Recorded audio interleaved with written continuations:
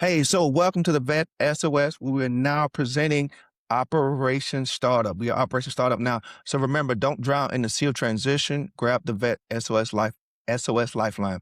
Operation Startup is proud to be affiliated with the Neil Haley Show and sponsored by Spirit Point Solution.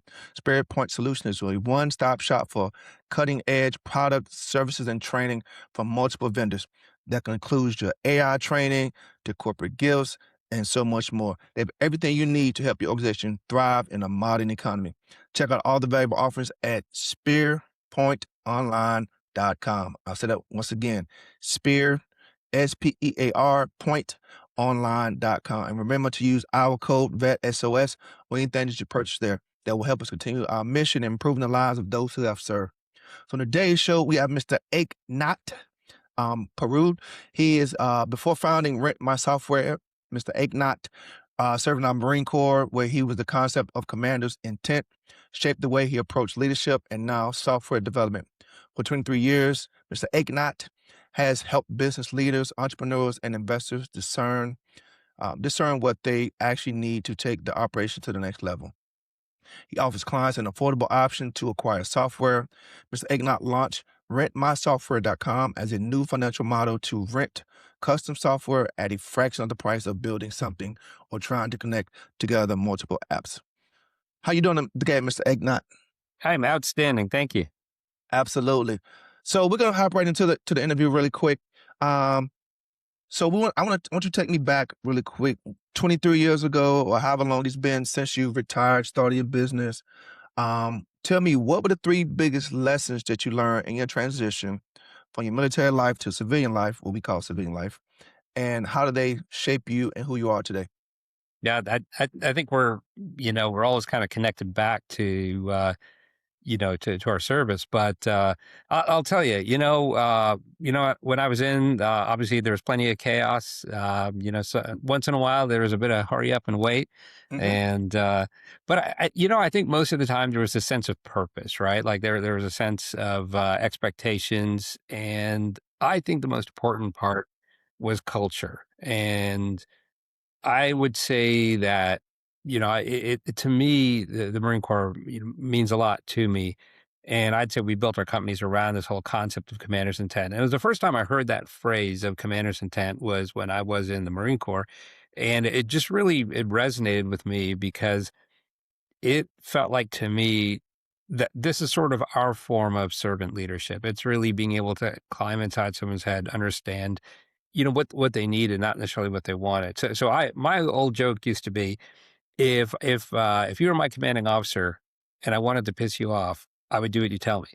But if I wanted to serve you well, I would try to figure out what you needed and Mm-hmm. then be able to anticipate it and then just be ready for you. So that this culture, the culture, I realized was one of the biggest lessons I've learned, coming out of business. And part of that is why we're made in USA as a software company. Got you. Okay. So let's talk. So let's talk about, you talked about culture. Take me back to the moment where that entrepreneur light fired up inside of you. I mean, what was going on in your life at the time? What decided to what would you what did you decide to do to make you want to build your own entrepreneurship instead of going, the safe route? Because coming out of the military, most of us hear the thing saying, "Hey, get your government contracting job. You can get your time counted for. You can get a government job." What made you not go that route, which most people do, to actually be an entrepreneur? It's funny you mentioned that. For a while, I worked at IBM Federal Systems, and we got acquired by Lockheed Martin. So in a Nice. sense, I was going from college to that safe job, and so I was working as an engineer. I'm a civil engineer by background, and I worked in more with systems at that time. But I'll tell you what, with the spark of becoming a business owner was I got laid off. Oh And wow. so that was that I tell you that kind of lights something underneath this. So you gotta It's obvious. I think what's funny is my gut told me that if I ever started a business, it would be really difficult. But thankfully I underestimated how difficult it would be. So it's been an interesting thing. So for me, um when you become an accidental entrepreneur, when you become a business owner, you realize that you've got to learn about entrepreneurship. And for so many years, for me, it's been about, operating in the company. I love what we do and I've been grateful to do it. And so, I began by just, independent consulting when I was laid off. And Mhm, then one gig led to the next. And then pretty soon I was hiring people. And so we've got about 30 employees now. But, over that journey, I realized that it would have been awesome if I had learned the notion of entrepreneurship, how to prepare for it, what the concept is. And so, even for my kids today, that's a big part of what I, try to teach them is just this concept of what is entrepreneurship. And it doesn't mean you have to do it. And mhm. it's certainly not right for everyone. But, I've had, as you mentioned, 23 years. I feel old now of doing this, but yeah, and since then, I've went on to kind of form some other companies with the perspective of being more entrepreneurial, right? So this main business, that's the operating company that's been around forever, but I have launched a couple of businesses since then, and I'm trying to approach it differently based on that. I guess based on that spark or absence of knowledge I had when the spark was put out to me. Got you. Okay. So now that you're in the thick of it, I mean, you really didn't have a choice but to become an entrepreneur. You got laid off, and then the lack of knowledge you mentioned. What's been the most rewarding part about being an entrepreneur? Like, what's that thing that wakes you up every day, ready for you to tackle the day each day? So I'm maybe being a Marine, I'm kind of a glutton for punishment, um, but I seriously though, I love to learn. I think to me that is the most addictive, rewarding, and fun thing that I do. Mhm. And so we're already in this industry of software development, right? Things are changing all the time.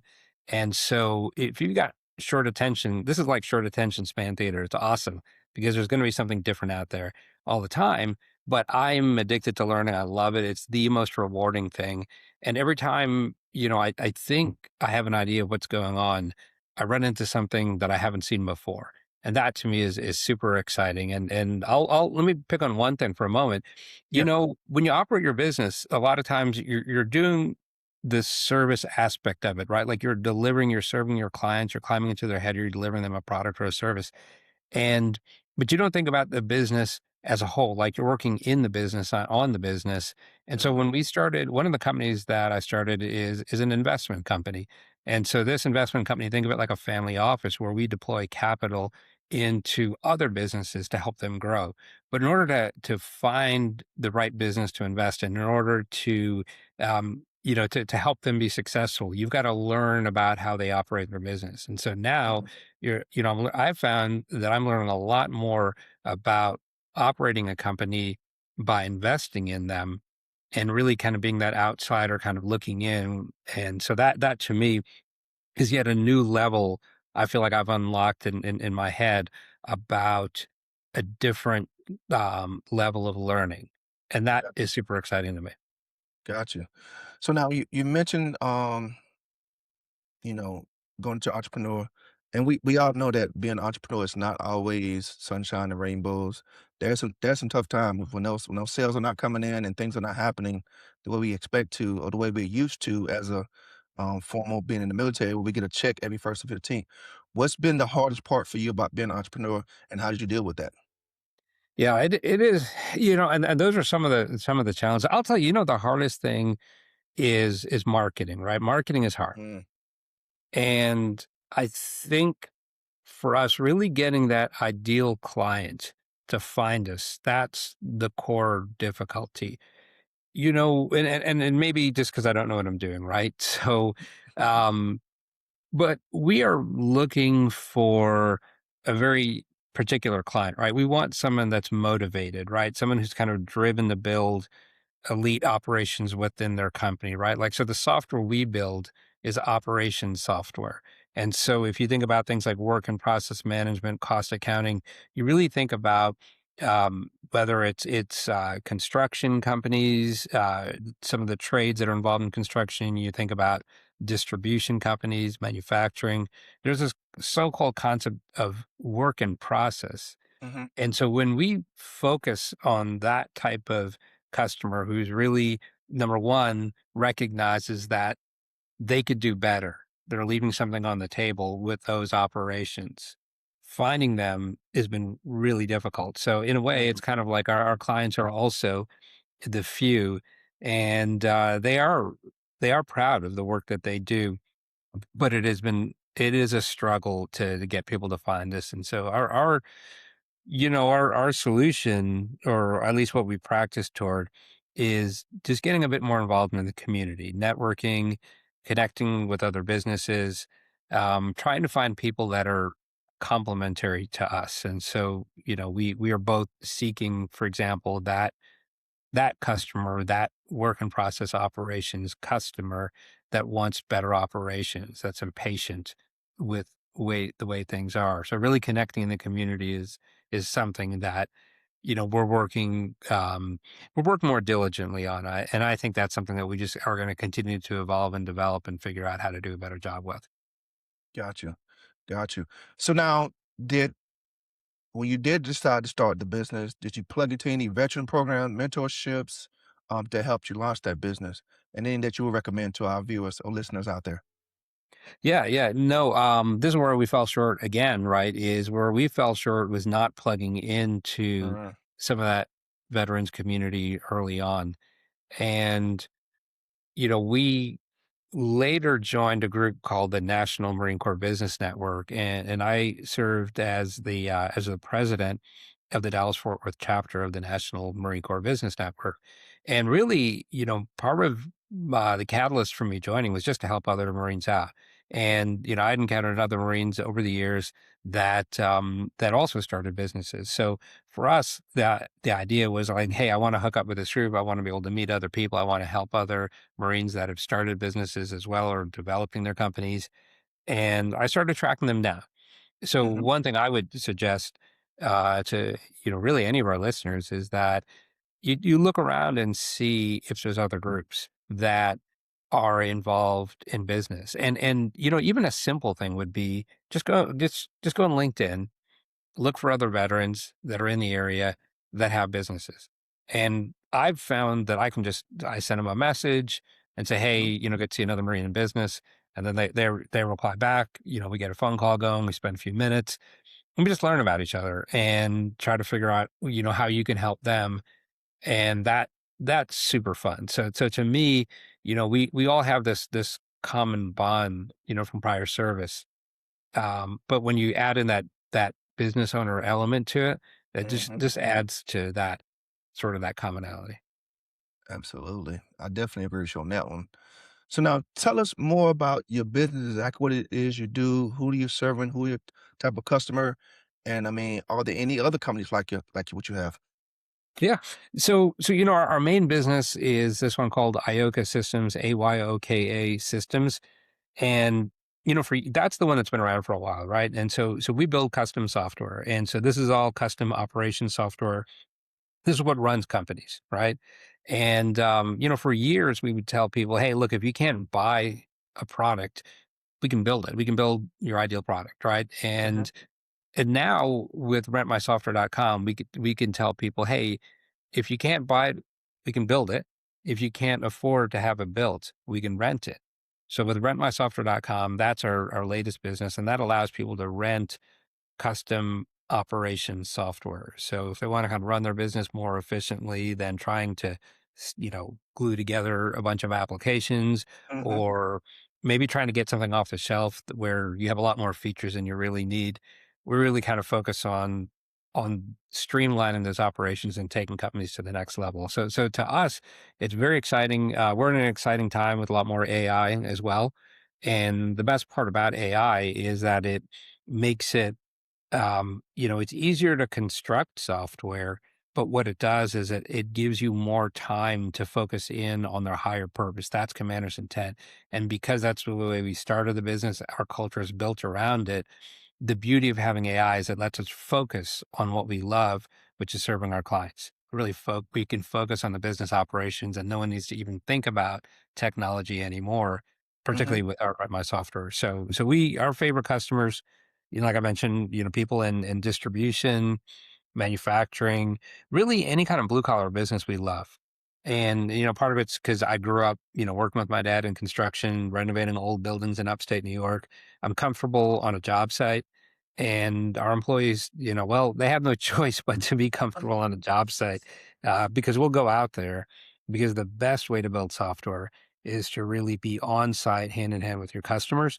And so that's our world. Like I said, it's maybe not as glamorous as what is it in the olden days, working at a magazine or an entertainment company. Mhm. Um, but this is us. This is what we do. But Got you. So now for anyone that's listening or watching on YouTube, where should they go to learn more about you and connect with you, and where should they go for that? sure. So best way to do it is you can hit me up on LinkedIn. If you can type in EKNAUTH, you'll find me there. There should only be one. So that go to LinkedIn, EKNAUTH, or you can just go to rentmysoftware.com and it's kind of, like it's spelled, rentmysoftware.com. Click the contact us button and then it'll flow to me or my admin. And I just love to connect. And, if you're even exploring the idea of being an entrepreneur, reach out to me. Um, if you're looking at being an investor, maybe building up a real estate portfolio, I know a bunch of people in this area, and I think the important thing is that we try to help each other out. Got you. Got you. So for the last thing here, what's one piece of advice you would give to our listeners, viewers on becoming an entrepreneur? I think, wow, that's a great question. Um, there's so many things I wish I'd known. Um, Sales is number one. Mm, That is the most important thing because you can have the greatest service, you can have the greatest product in the world. And what sales, in my mind, means is understanding how to serve people.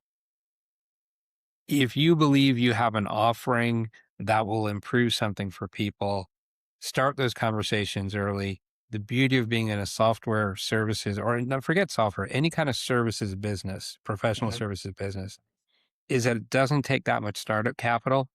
You can talk to people, ask their advice, and really see if what you have to sell, whether it's a service or a product, resonates with them, and really kind of develop and hone in on you on those sort of skills. Really figure out that your commander's intent, right? Your customers are your commander, and you are the who that helps them get toward their better state. Got you. Got you. We appreciate that piece of advice. We want to thank Mr. Eknauth for joining us here on the VET S.O.S. Operation Startup today. On behalf of the VET S.O.S. family, we'd like to thank everyone for joining us. You can find the VET S.O.S. podcast on all your favorite podcast platforms, YouTube, and all your social media platforms. And when you go there, make sure you subscribe and follow the VET S.O.S. so you don't miss anything. Remember,